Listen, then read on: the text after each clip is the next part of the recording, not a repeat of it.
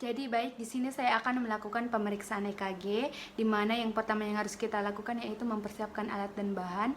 Ada alat EKG yang siap dipakai, kemudian ada kapas dan tempatnya, serta ada kapas yang kering. Jadi ini ada alat EKG beserta lidnya, dan ada kapas dan tempatnya juga. Jadi baik Pak, di sini saya akan melakukan pemeriksaan EKG. Tujuannya itu untuk lebih menegakkan diagnosis keluhan apa tentang keluhan yang Bapak rasakan ya Pak. Jadi mungkin ada sedikit ketidaknyamanan yang Bapak rasakan, tapi tenang saja, saya akan melakukan sehati-hati mungkin ya Pak. Dan pastinya hasilnya nanti saya akan rahasiakan, hanya Bapak dan saya yang tahu ya Pak. Mungkin Bapak bisa berbaring. Jadi pertama itu menghidupkan monitor EKG. Kemudian setelah itu saya akan memasang kabel EKG di bagian kedua pergelangan tangannya dan kedua pergelangan kakinya terlebih dahulu. Tapi ya Pak.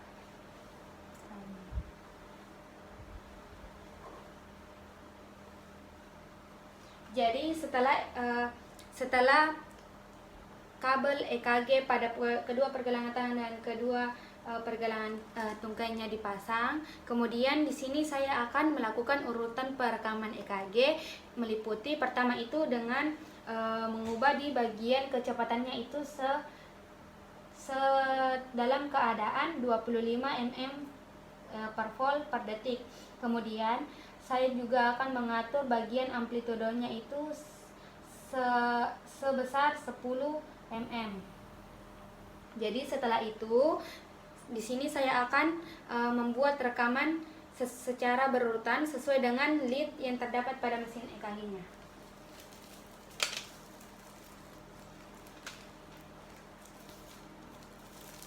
Jadi yang pertama itu lead F1, letaknya itu di bagian ICS 4 sternal lain kanan. Kemudian di bagian lead F2 itu dia letaknya di ICS 4 sternal lain kiri. Kemudian saya langkai dulu untuk lead F3. Kemudian itu lead F4 itu berada di ICS 5 mid clavicula di lain kiri. Kemudian saya akan memasang lead F3 itu sejajar dengan F2 dengan F4. Setelah itu F5 saya akan pasang di bagian anterior axillanya di lain kiri segaris dengan F4. Setelah itu saya akan memasang bagian lead F6, letaknya di mid di axilla lain kiri sejajar dengan F4. Jadi ini urutan pemasangan leadnya. Kemudian setelah itu saya akan menilai hasil perekamannya. Jadi baik, setelah perekaman keluar, di sini kita akan melakukan pengidentifikasian identitas pasien berupa nama, umur, jenis kelamin, jam dan tanggal perekaman. Kemudian setelah itu kita akan merapikan alat-alat yang telah kita gunakan lalu mencuci tangan terlebih dahulu.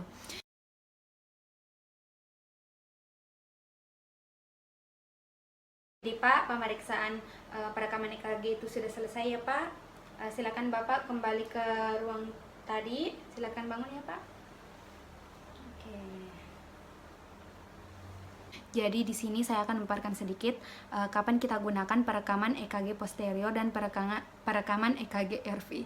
Jadi perekaman EKG RV itu digunakan apabila F3-nya ini dia di daerah sebelah kanan, jadi F3R, F3 kanan.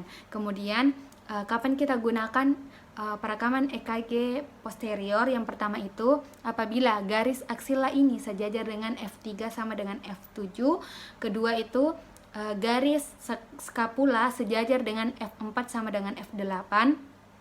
Dan ketiga itu batas kiri kolumna vertebra itu sejajar dengan F4 sama dengan F9. Jadi itu mungkin saja perekaman pemeriksaan EKG dari saya. Baik, di sini saya akan membaca hasil EKG, perekaman EKG. Jadi pertama kita melihat identitas pasien. Kemudian di sini saya akan melakukan penilaian secara sistematis, mulai dari menentukan irama jantungnya. Jadi pada foto ini irama sinus ditandai dengan gelombang P yang diikuti oleh satu kompleks QRS yang dan satu gelombang T. Jadi bisa kita lihat pada EKG ini dia didapatkan iramanya sinus. Kemudian setelah itu kita akan menentukan arah aksisnya. Kemudian di sini aksisnya dia normal karena lead 1-nya positif dan AVP-nya juga positif, sehingga itu positif kalau R-nya lebih tinggi daripada S. Setelah itu saya di sini akan menentukan PR intervalnya. Jadi pada gambar ini PR intervalnya itu diukur dari awal gelombang P ke awal kompleks QRS. Jadi PR interval itu normal apabila 0,12 sampai 0,2 detik. Jadi jika PR intervalnya itu dia memanjang, kita mencurigai suatu blok jantung. Tapi pada gambar ini gelombang PR-nya itu normal. Setelah itu saya akan menentukan bentuk gelombang P-nya. Jadi gelombang P-nya itu dia normal karena di sini tingginya tidak lebih dari 3 kotak kecil. Tidak lebih dari 3 kotak kecil, semuanya di sini positif. Mulai dari di AVR-nya, di gelombangnya simetris.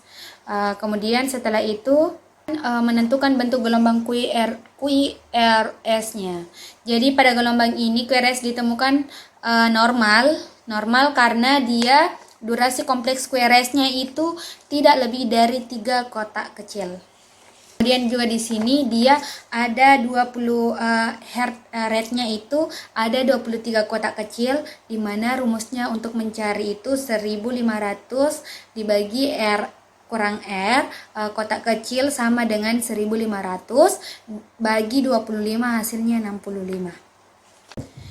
Jadi pada pembacaan EKG di sini saya menyimpulkan bahwa EKG pada pasien ini semuanya normal.